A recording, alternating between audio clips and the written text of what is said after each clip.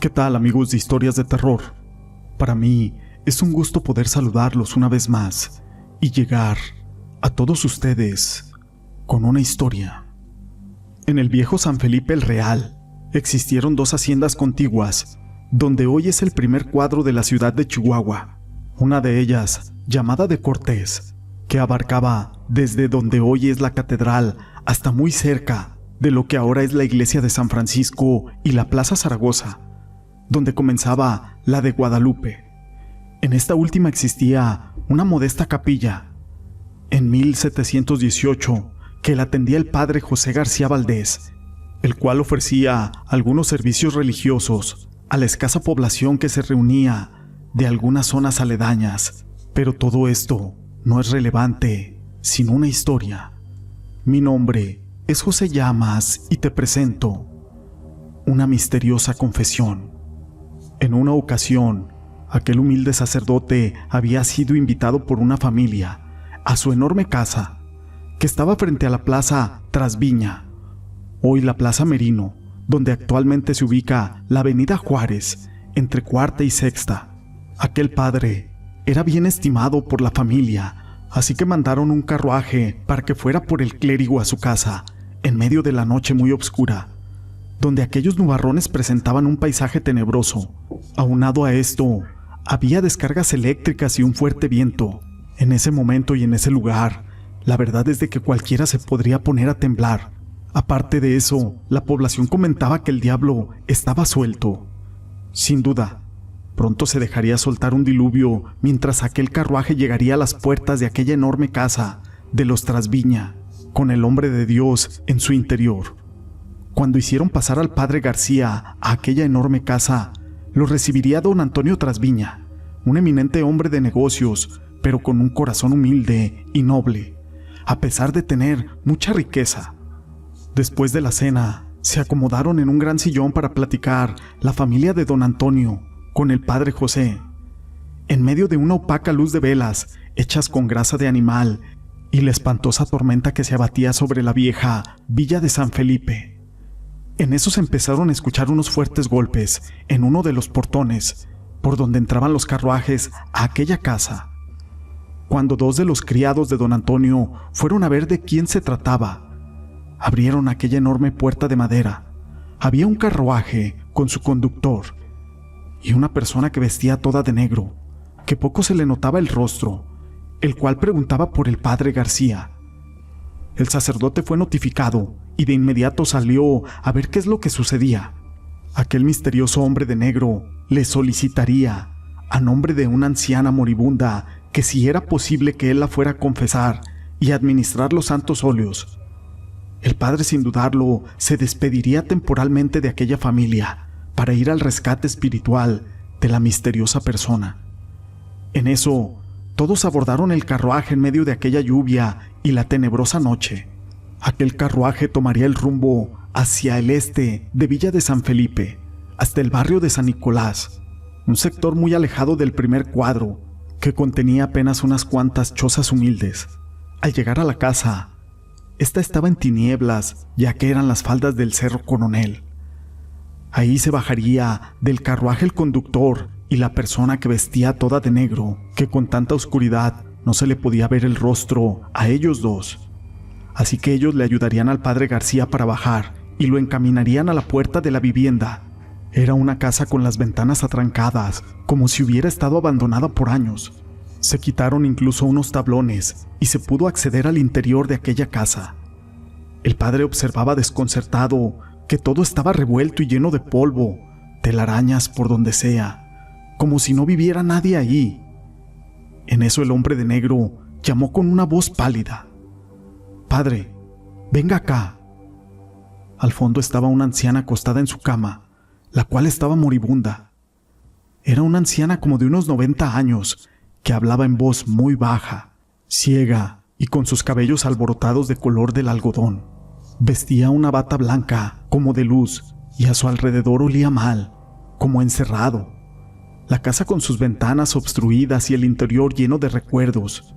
Aquella anciana tenía en su humilde buró una pequeña vela a medio terminar y un librito de oraciones con su rosario y en la pared algunas figuras religiosas, todas polvosas. Ahí estaba aquella viejecita, sudaba con suspiros que anunciaban lo peor, pues se encontraba con una tremenda fiebre. Hacía que su cuerpo estuviera muy frágil, como un brasero, y balbuceaba cosas, recordando sus años de juventud y mencionando sus familiares ya muertos. Sin duda, ya estaba delirando. En eso el padre, muy nervioso, ya que estaba en medio de aquella casa y se escuchaba el golpeteo de las piezas sueltas con aquel fuerte viento de la tormenta. Así, se sentaba junto a ella. Se acercó a ella para confesarla. «Hermana, Ave María Purísima». Aquella anciana le contestaría con su voz apagada: «Sin pecado original concebida». En eso empezaría a contarle sus ocultos pecados. Después de unos minutos, el padre García absolvería de los pecados a aquella moribunda, administrándole los santos óleos y dándole la bendición trinitaria. En ese momento, la longeva señora dejaría de respirar en medio de un fuerte suspiro y tomándole las manos a aquel sacerdote con fuerza. En eso, el pequeño cabito de la vela encendida se terminaría, quedando la habitación en completa obscuridad. De inmediato, el padre se levantaría un tanto desconcertado y asustado, dejando a la pequeña señora descansar en su lecho de muerte, ahí, en el sueño de los justos, encaminándose hacia el exterior de la vivienda después de haber cumplido con su misión espiritual. Pero la tormenta no cesaba, y el hombre de negro de nueva cuenta ayudaría al sacerdote para llevarlo de vuelta a la casa de los Trasviña.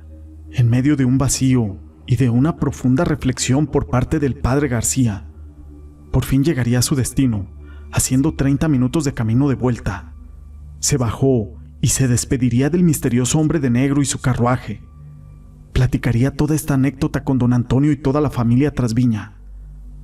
Al terminar el misterioso relato, no podían dar explicación clara de todo lo que había experimentado, por lo que don Antonio tomó una determinación.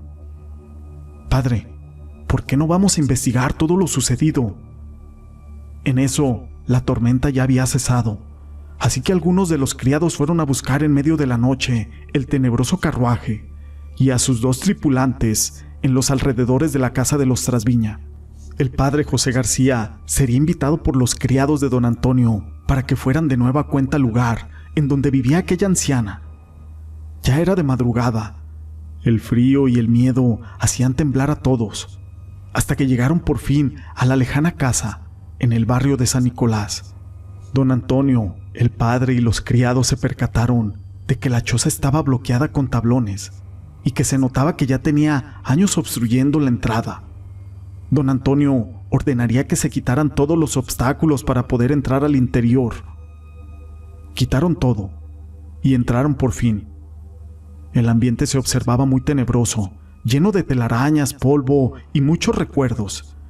En eso el padre se encaminó hasta donde había confesado a aquella anciana, y para sorpresa, el rosario y el libro de oraciones estaban completamente llenos de polvo y deteriorados por la humedad y el tiempo. Sin embargo, en eso sintió un fuerte escalofrío y un fuerte viento abriría las puertas que daban hacia el patio. De inmediato todos se asomaron, dándose cuenta de que había una lápida abandonada y destruida, y en medio de ella había un pañuelo blanco, sin mancha alguna y seco. Se sorprendieron, porque todo estaba mojado y sucio, pero ese pañuelo no. En eso los sirvientes de don Antonio empezarían a cavar para saber qué había ahí, y para sorpresa del padre, que casi se desmaya al ver bajo la tierra a la anciana, a la misma anciana que él había confesado en vida. Ella ya estaba casi momificada, quedando como un verdadero misterio. De inmediato taparon aquel hoyo y salieron de esa casa maldita, esto para llevar al padre a su capilla y a don Antonio a su casa. Después de todo lo sucedido, nadie sabía o había conocido a aquella anciana que había vivido en esa casa maldita. Solo el sacerdote la conoció, pues en su misteriosa confesión, la anciana tal vez le había contado con detalle su miserable vida. Esta historia la quise compartir con ustedes. Si les ha gustado, déjenme su pulgar arriba. No olviden en dejar sus comentarios. Y no me quiero despedir sin antes mencionarles que esta leyenda es de los archivos perdidos de las crónicas urbanas de Chihuahua. Gracias por ser parte de este canal.